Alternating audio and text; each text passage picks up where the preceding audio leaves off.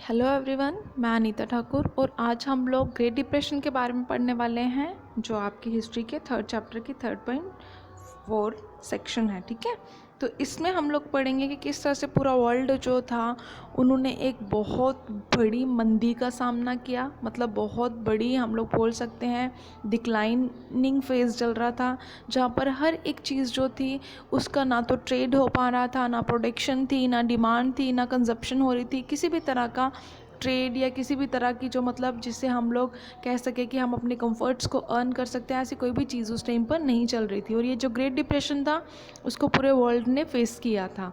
ठीक है, क्योंकि ये कब स्टार्ट हुआ था? ये फर्स्ट वर्ल्ड वॉर के बाद स्टार्ट हुआ था और सेकेंड वर्ल्ड वॉर से पहले ये हो चुका था। और उसके बाद ये बताया गया है कि ग्रेट डिप्रेशन जो है वो कब स्टार्ट हुआ। ये अराउंड 1929 में स्टार्ट हुआ और एंड हुआ मिड 1930s में, मतलब 1933 में। ठीक है, और उसके बाद इस टाइम पीरियड में, डिप्रेशन के टाइम पर, वर्ल्ड के बहुत सारे ऐसे पार्ट्स थे, मतलब बहुत सारे ऐसे नेशंस थे जिन्होंने ये भयानक तबाही देखी थी कि हर एक चीज़ जो थी वो डे बाय डे डिक्लाइन होती जा रही थी। चाहे वो प्रोडक्शन हो, एम्प्लॉयमेंट हो, इनकम्स हो, ट्रेड हो, ये सारी चीज़ें जो थी वो क्या हो रही थी? डिक्लाइन हो रही थी। और इसके एग्जैक्ट टाइमिंग जो थी वो हम लोग नहीं बोल सकते, क्योंकि हर एक नेशन पर इसका अलग ही इम्पैक्ट पड़ा था और हर एक कंट्री में इसकी अलग एक डेट जो टाइमिंग थी वो मेंशन करी गई है। अगर हम लोग जनरली बात करें तो इसमें जनरल कौन कौन से ऐसे फील्ड्स थे जिनकी बहुत वर्स्ट कंडीशन हुई थी? एग्रीकल्चर सेक्टर्स या फिर एग्रीकल्चर रीजन्स हम लोग बोल सकते हैं। ऐसी कम्युनिटीज़ जो टोटली डिपेंडेंट थी उन agriculture practices, they all were affected very badly. ठीक है, और उसके बाद यहाँ पे क्या बताया गया, ये सब क्यों हुआ, वो एग्रीकल्चर प्रैक्टिसेस करने वाले लोगों को इतना ज़्यादा बुरा प्रभाव उन पर क्यों पड़ा? क्योंकि जो एग्रीकल्चर प्राइसेस थे वो डे बाय डे डिक्लाइन होते जा रहे थे, रिड्यूस होते जा रहे थे।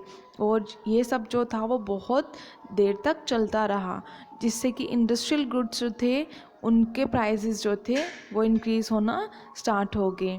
अब ये जो डिप्रेशन था उसमें बहुत सारे फैक्टर्स जो थे वो देखने को मिले थे, जिनकी वजह से ये डिप्रेशन जो था वो हमें फेस करना पड़ा।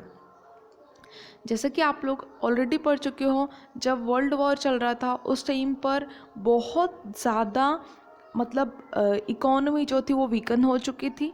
तो फर्स्ट ऑफ ऑल यहाँ पर बताया गया एग्रीकल्चर की ओवर प्रोडक्शन जो थी वो एक प्रॉब्लम बनी हुई थी कि ओवर प्रोडक्शन हो रही है लेकिन उसको मार्केट तक लाने के लिए कोई भी नहीं है, मतलब लेबरर्स की कमी थी।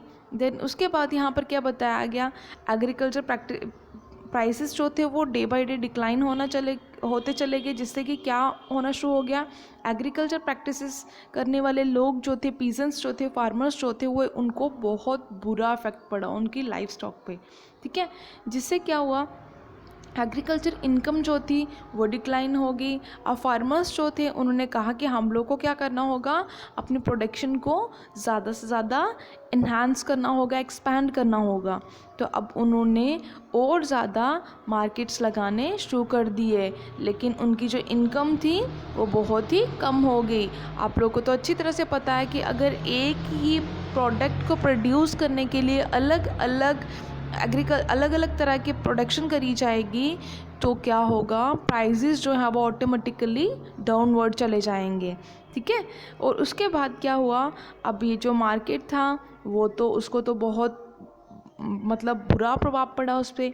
क्यों? क्योंकि हर कोई जो था वो एक ही तरह की प्रैक्टिसेस को परफॉर्म कर रहा था, जिससे प्राइसेस जो थे वो और ज़्यादा कम होते चले गए।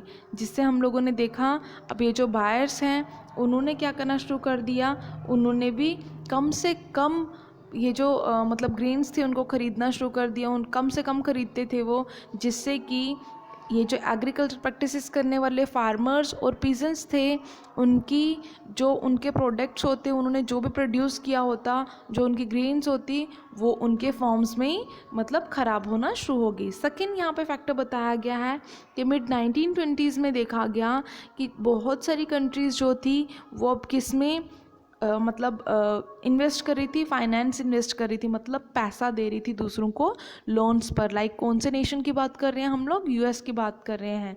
तो यूएस जो था उसने हर एक कंट्री को फाइनेंशियली हेल्प करा था।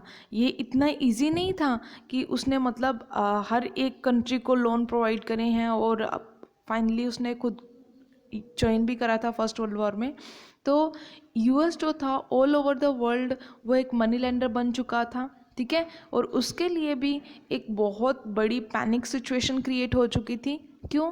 क्योंकि उसके द्वारा दिया गया लोन जिन कंट्रीज़ ने लिया था वो कंट्रीज़ अब इतना ज़्यादा स्टेबल नहीं थी, इतना ज़्यादा मतलब एबल्ड नहीं थी कि वो रिटर्न कर सके उसका लोन।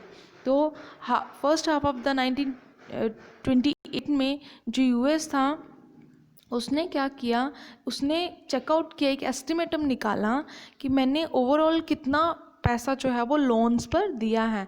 तो उन्होंने लोन्स पर जो पैसे दिए थे वो कितने थे? $1 बिलियन जो थे उन्होंने वो अमाउंट जो था वो देखा कि उन्होंने लोन्स पर दिया हुआ है। और उसके 1 साल के बाद उन्होंने देखा कि मुझे इस मतलब ये जो मैंने लोन दिया हुआ था उसका 1/4 जो है वो अमाउंट भी नहीं मिला है। अब कंट्रीज़ जो थी वो बहुत ज़्यादा डिपेंड होना शुरू हो गई किस पर? यूएस के लोन्स पर।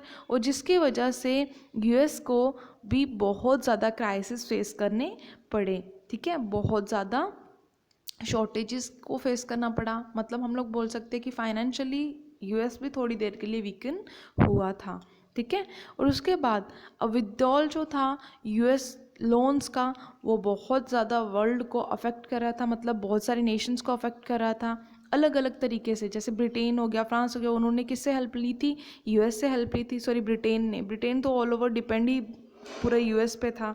बाद में बेचारा बहुत वर्स्ट कंडीशन हो गई थी वॉर के बाद, तो बेचारे ने फिर थोड़ी देर कोई काम धंधा भी नहीं किया, ना दूसरों के ऊपर कॉलोनीज लगाई। तो यूरोपियन जो थे उनने देखा कि उनके जो मेजर बैंक्स थे वो कोलैप्स हो चुके थे, वो मतलब उनका दिवालिया निकल चुका था। उनकी करेंसी जो थी, जैसे बात करें हम लोग ब्रिटिश पाउंड स्टर्लिंग जो थी वो अब डिक्लाइनिंग लेवल पे थी। लैटिन अमेरिका और कुछ और ऐसे नेशंस भी हम लोगों ने देखे जहाँ पर रॉ मटेरियल के प्राइसेस और एग्रीकल्चर ग्रेन्स जो थी, एग्रीकल्चर मतलब प्रैक्टिसेस करने वाले जो लोग थे या फिर उनके द्वारा प्रोड्यूस करे के प्रोडक्ट्स जो थे उनके प्राइसेस जो थे वो डे बाय डे डिक्लाइन होना शुरू हो गए। अब यूएस जो था वो चाहता था कि उसको अपने कुछ ऐसे अटेम्प्ट्स करने, कुछ ऐसे स्टेप्स लेने हैं, कुछ ऐसे मतलब इम्प्रूवमेंट करनी है जिससे वो अपनी इकोनॉमी को क्या कर सके, डिप्रेशन से बाहर निकाल सके। उसकी जो ड्यूटीज़ हैं इंपोर्ट करने की वो उसने डबल कर दी। उसने देखा कि अब मुझे क्या करना है, पूरे वर्ल्ड पे मैं ही एक हूँ जो क्या कर सकता हूँ, वर्ल्ड ट्रेड कर सकता हूँ और पूरे नेशंस को मतलब एक लेवल पे ला सकता हूँ जिससे इकोनॉमी जो है वो स्टेबल हो सके। अब यूएस ने क्या करना शुरू कर दिया। यूएस जैसा कि आप लोग को पता है कि वो एक इंडस्ट्रियल कंट्री थी, उसको इतना ज़्यादा डिप्रेशन फेस करना नहीं पड़ा क्योंकि उसने बहुत ही कम मतलब वॉर में पार्टिसिपेट किया था। और सबसे बड़ी बात कि वो उसने पहले से ही कैपिटलिज्म आइडियोलॉजी को अडॉप्ट कर रखा था, तो हर एक पर्सन जो था वो प्राइवेट कोई भी इंस्टीट्यूशन को ऑन कर सकता था। जैसा कि आप लोग को पता है प्राइसेस जो थे वो डे बाय डे डिक्लाइन होते जा रहे थे। अब डिप्रेशन तो हर जगह आना ही था। यूएस के कुछ बैंक्स जो थे वो भी जो डोमेस्टिक लैंडिंग करते थे, मतलब डोमेस्टिक कुछ मतलब ऐसे पर्सनली लोग जो थे वो पैसे देते थे, तो अब वो पैसे रिटर्न नहीं कर पाए, बैक लोन्स मतलब नहीं दे पाए जिसको कहा जाता था। अब फॉर्म्स जो थे वो क्या नहीं कर सकते थे, फॉर्म्स जो थे वो प्रॉपरली मतलब अपनी हार्वेस्टेड क्रॉप्स जो थी उनको सेल नहीं कर पा रहे थे।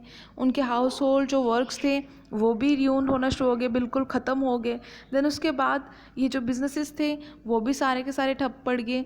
अब उस टाइम पर यूएस जो था या अदर नेशंस बहुत ज़्यादा इनकम्स उनकी कम होगी, रिड्यूस हो गई। यूएस हाउस होल्ड जो थे अब वो क्या नहीं कर पा रहे थे, अब वो सारी चीज़ें मतलब बोरो करी हुई जो चीज़ें थी, या यूएस के लोग, या फिर हम लोग बोल सकते हैं जिन लोगों ने यूएस से लोन भी लिया था ना, वो भी दोबारा से उनको पे नहीं कर पा रहे थे, लोन्स उनको रिटर्न नहीं कर पा रहे थे।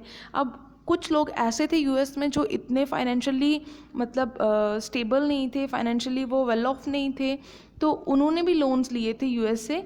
तो अब उनको क्या करना पड़ा, उनको फोर्स किया जाने लगा कि आप लोग अपने घर छोड़ दीजिए और अपनी कार जो है, या आपके पास जो भी मतलब कंज्यूमर गुड्स हैं उनको छोड़ दो, मतलब ऐसे ही हमारे पास गिरवी रख दो, ठीक है, जब आप रिटर्न करोगे हमारे लोन्स तो उसके बाद आप ले सकते हो। अब ये जो कंज्यूमरिस्ट प्रॉस्पेरिटी जो होती है 1920s में, अब वो कहीं ना कहीं डिसअपियर होना शुरू होगी लाइक डस्ट, ठीक है। उसके बाद अनएम्प्लॉयमेंट जो थी वो देखने को मिली, पीपल्स जो थे उनको लंबे डिस्टेंसेस कवर करके जाने पड़ते ताकि वो काम की तलाश कर सकें, और उनको काम मिल भी जाता। और यूएस का जो बैंकिंग सिस्टम था वो टोटली कोलैप्स होना शुरू हो गया, क्योंकि उसको फाइनेंस की ज़रूरत थी और उस टाइम पर फाइनेंस नहीं मिल रहा था उसे, और वो इतनी तेज़ी से रिकवर नहीं कर पाया। उसकी इन्वेस्टमेंट जो थी वो उसको टाइमली रिटर्न नहीं मिल सकी, जो उसने ऑलरेडी लोन्स में दे रखी थी। अब उसको लोन तो मिल नहीं रहा था जिससे कि वो डिपॉजिटर्स को और मतलब दोबारा से पे कर सके। अब बहुत सारे बैंक्स जो थे वो बैंकरप्ट हो गए, उनका दिवालिया निकल गया, और बहुत सारे बैंक्स जो थे उनको क्लोज़ कर दिया गया फोर्सफुली। अब ये जो एक नंबर था उसको एस्टिमेट किया गया 1933 में ओवर 4000 बैंक्स जो थे उनको फोर्सफुली बंद कर दिया गया, और 1929 से लेकर 1932 के बीच का जो टाइम पीरियड था 1,10,000 कंपनीज जो थी वो कोलैप्स हो गई थी, ठीक है। और उसके बाद 1935 में देखा गया इकोनॉमी जो थी उसको अलग अलग वेज के थ्रू रिकवर करना शुरू कर दिया गया ताकि इंडस्ट्रियल कंट्रीज़ जो हैं वो दोबारा से ग्रो अप कर सकें, ठीक है। लेकिन ग्रेट डिप्रेशन जो था उसके मतलब इफ़ेक्ट्स इतने ज़्यादा थे सोसाइटी पर, हर एक फील्ड में, सोशल भी थे, इकोनॉमिक भी थे, पॉलिटिकल भी थे, हर एक तरह के उसने मतलब ये पूरा वेब बना रखा था, और लोगों के माइंड पे एक अलग ही प्रभाव पड़ा था जिससे उनको ये लग रहा था कि ये कभी भी ख़त्म नहीं होगा। आई होप आप लोगों को समझ में आया होगा। Thanks for listening and may God bless you all.